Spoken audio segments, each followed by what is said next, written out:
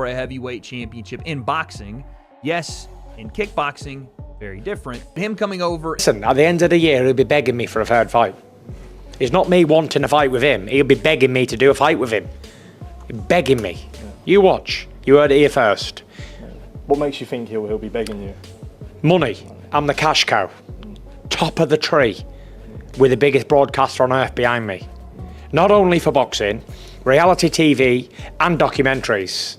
I'm their golden child. Tyson Fury that wants to run it back with Usyk. He thinks in his mind he won those first two fights. You know, I don't, but they were close fights. And, you know, every fighter wants to try and avenge a defeat. I don't think anyone's really interested in that fight. And you know, obviously the fight that I want, and I think the whole country. It's no fool, and he's the only fighter I know that's got Tyson Fury's number. Just quickly. Tyson Fury fires back at Oleksandr Usyk after the shocking $1 billion demand for their fight. Fury is calling it nothing but an excuse and a way to avoid making the fight happen. This adds even more heat to an already explosive rivalry between the two champions. Where else is he going to go? Who's he going to fight? Fight hard people for no money? That sounds really clever to do. Would it sit with you if you didn't have that trilogy though? Yeah, I'm not bothered. I'm over it. I don't care.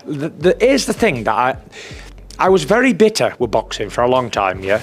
I thought, listen, I honestly think I take to my grave. I think I won both of them fights. I'm not just saying it.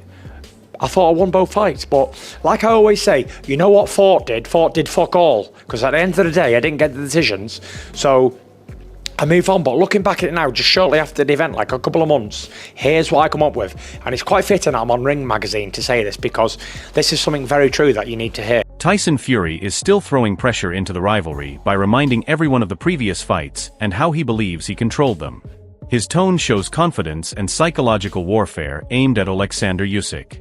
Fury is trying to shift the narrative back in his favor by suggesting he already has the upper hand mentally and physically despite the official results. I was laying in my bed and I was bitter. I'll tell the truth, I was down like, why didn't I get me decisions? They fucked me out of boxing, yada yada yada. Then I thought, you know what? It's a boxing fight, and here's the thing. Oleksandr is a good, God-fearing Christian man, family man. Yeah, so he's good. But here's the thing. I suppose he got his decisions. God decided that he was going to give him them fights. He took a lot away from Alex. He took his father away. He doesn't have his dad to celebrate with, and I have mine on the end of a call at any time.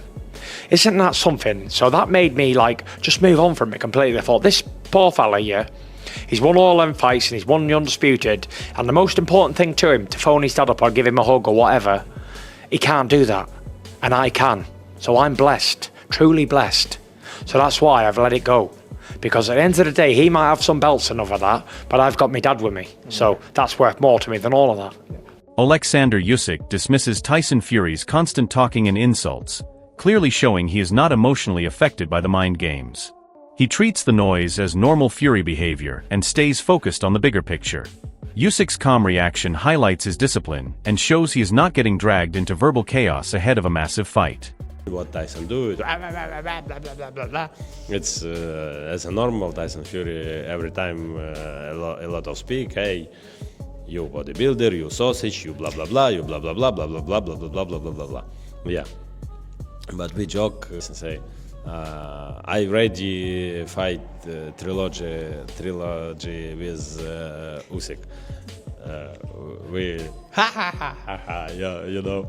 Hey, listen, you last time say Usyk will be say, if you want trilogy with me, you must say, please, please. Hey, greedy, please. Come on, alright. Lennox Lewis breaks it down with pure respect for both fighters, but still leans towards Oleksandr Usyk because of his unbeaten record and elite movement. He acknowledges Tyson Fury's seriousness, but highlights that Usyk's consistency and ring intelligence make him extremely hard to beat. This is a true chess match at heavyweight level. I think, you know, I always love a trilogy, and I believe that Tyson Fury is coming a lot more serious in this fight. He's, you know, he wants to win. Oleksandr Usyk now, I can't go against him. He hasn't lost yet, so you know he's a very positive and great fighter, and he moves well. Adam Smith highlights how the heavyweight picture is still wide open, but Oleksandr Usyk and Tyson Fury remain the main attraction. The discussion shows how timing and momentum will decide future super fights. Usyk's position at the top keeps him central in every major heavyweight conversation. That would be the one I want immediately. That would be the most fight that I want next. In England? In England, for sure. I only want a fucking fair fight. I don't want any favours. I want a fair fight and a fair result, which I believe and I know I didn't. How did you score that second time? I fucking thought I won it by 5 rounds. I've watched it. Adam Smith clearly gives Oleksandr Usyk the credit for both fights, pointing out that even when Tyson Fury performed well, Usyk still found a way to win. This reinforces the idea that Usyk's consistency under pressure is what separates him at the elite level. Even close rounds end in his favor because of his control and discipline inside the ring. Put everything into every punch that he throws against Usyk and hope that these shots start getting through and he can maybe cause the referee to stop Usyk. Absolutely. Well, that's only 3 weeks away. We cannot wait for it. You are making me excited about it. I feel on tenterhooks for this contest. We're going to talk Saul Canelo Alvarez. Duke McKenzie is very clear in his assessment and firmly backs Oleksandr Usyk based on official results. The argument is simple that when multiple judges agree, it removes doubt from the outcome. Usyk's ability to win across different rounds and styles shows how complete his boxing skill set really is. Even against Tyson Fury's size and awkward style, Usyk managed to control the key moments that matter most. This is why many experts believe he has Fury's number and continues to prove it every time they meet in the ring. Oleksandr Usyk has got Tyson Fury's number because he's beaten him twice. The powers that be, we're talking about the ringside judges, they don't make things up. You know, they allegedly got the best of the best to referee and to judge that fight. So 3 judges, one can't get it wrong, one could possibly get it wrong, but the other 2 didn't. And it was the second fight was a unanimous decision. So for me, there's no ifs, no buts, no maybes. You got. Oleksandr Usyk is making it clear that he is open to big fights, but only under the right conditions. His focus remains on meaningful matchups rather than unnecessary delays or excuses. The mention of Anthony Joshua and Tyson Fury shows how Usyk is always positioned at the center of heavyweight boxing politics. His mindset is competitive, but also strategic because he understands timing and legacy. This is what makes him dangerous not just physically but mentally because he always stays ahead of the game in negotiations and fight planning. I have 3 fights, but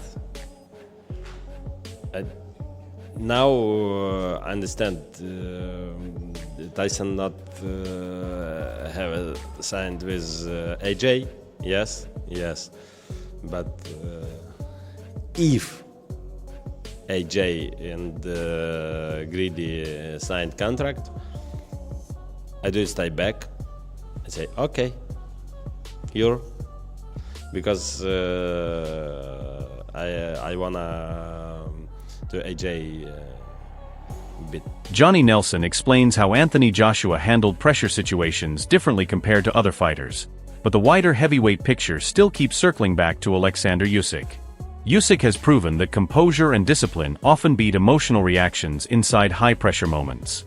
While others rely on ego and presence, Usyk relies on timing accuracy and control. That is why he has been able to consistently beat elite opposition, because he does not get dragged into chaos and always sticks to his technical plan. Anthony do? I rate him for what he did because most people, most fighters, ego gets involved, thinking this man's not mugging me off in front of all these people. You get up and say blah blah blah, you bite. AJ sat there and he just said, yeah, I'm your landlord. You know, me and you fight, will be on my terms. It doesn't matter what you say, what you shout about. Adam Smith highlights Oleksandr Usyk's intelligence and strategic thinking around the heavyweight division. Usyk is not just focused on fighting, but also observing how other top contenders prepare and develop. His awareness of camps like Anthony Joshua's shows how detailed his understanding of boxing really is. This intelligence is what allows Usyk to stay ahead because he studies every possible opponent and situation before stepping into the ring. That preparation is what keeps him consistently performing at elite level. Oleksandr is a clever guy, and I think he likes the fact that AJ went to Gandia with his gloves and his bag and said, help me. No better place to learn. Andy and I have spent time in Gandir. It's an incredible HQ. It's a phenomenal camp, and Usyk is an unbelievable athlete, and he's very... Frank Warren provides key promotional insight into how close the heavyweight mega fights actually are to being made. Oleksandr Usyk remains at the center of this entire landscape because every major plan in the division eventually connects back to him. Whether it is Tyson Fury or Anthony Joshua, Usyk's presence shapes the direction of the division. This level of demand shows how important he is to boxing right now, and why every negotiation or delay still revolves around his position at the top. Tyson has signed up for this fight. He signed up for the fight at Spurs, which he had, and the next fight's supposed to be against AJ in August, September. That's what he signed for. He has signed up for it. AJ, we were led to believe, has also signed up, or was about to sign up for the fight, and he had... Eddie Hearn is laying out the business side of the heavyweight division, and Oleksandr Usyk's name still sits at the center of all major conversations.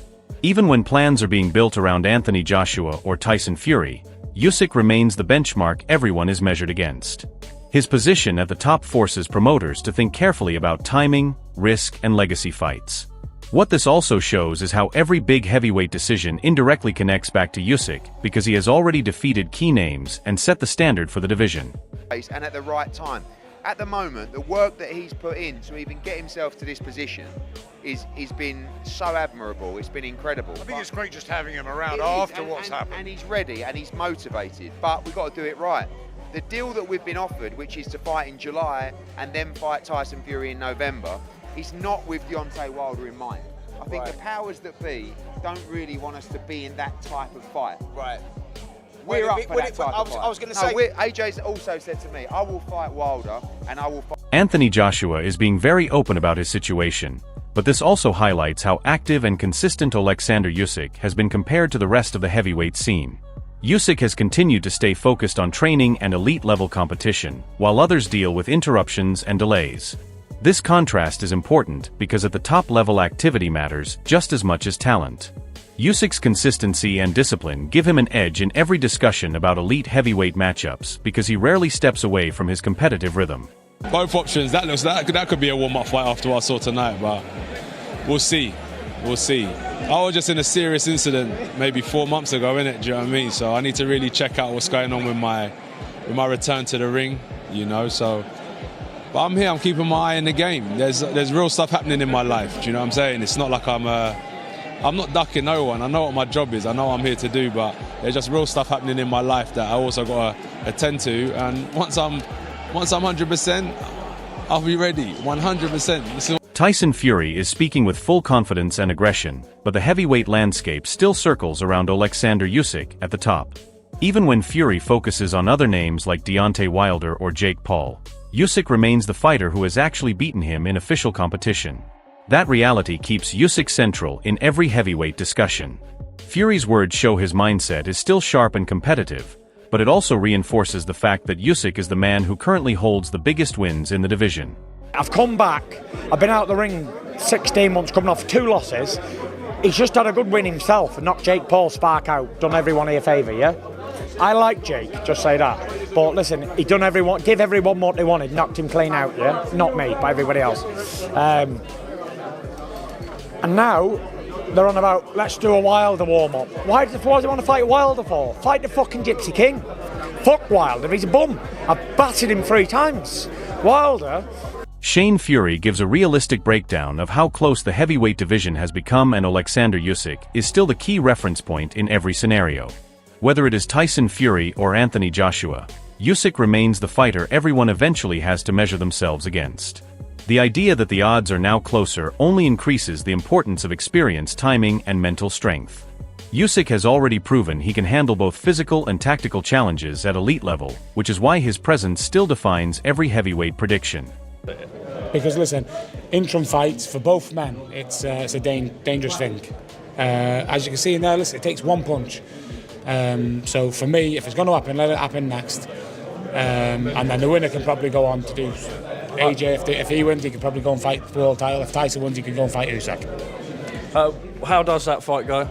How does your brother? Listen, if you'd have asked me 5 or 6 years ago, or 4 or 5 years ago, however long it would have been, it'd have been 75-25 Tyson. Now it evens up. The odds has evened up. I reckon I'd favour Tyson, but it's a close one. Both men's aged. It's just who's aged most, you know. Ajit Kabale admits uncertainty about the heavyweight picture, and that uncertainty always leads back to Oleksandr Usyk as the most stable figure in the division. While predictions around other fighters remain unclear, Usyk's consistency makes him the benchmark everyone is compared against. His performances against elite opposition have removed guesswork from his own status, even if other matchups remain unpredictable. This is why whenever confusion exists in heavyweight boxing, Usyk is still seen as the most reliable standard. This was a good show, you know, for the fans. Yeah, we will see. I think all the fans in Britain he will see the fight. AJ versus Fury. Who do you think will win that fight after what you saw tonight? I don't know. I don't know. But my prediction is very bad. I say to you, Fury will win the fight maybe in the first 4 rounds. But you see the result. I don't know. Really, I don't know. Dillian Whyte criticizes the delays and mindset around big heavyweight fights, but Oleksandr Usyk still stands as the example of what happens when fights are actually made and completed at the highest level. Usyk does not rely on talk or negotiation drama. Once the contract is signed, he delivers inside the ring.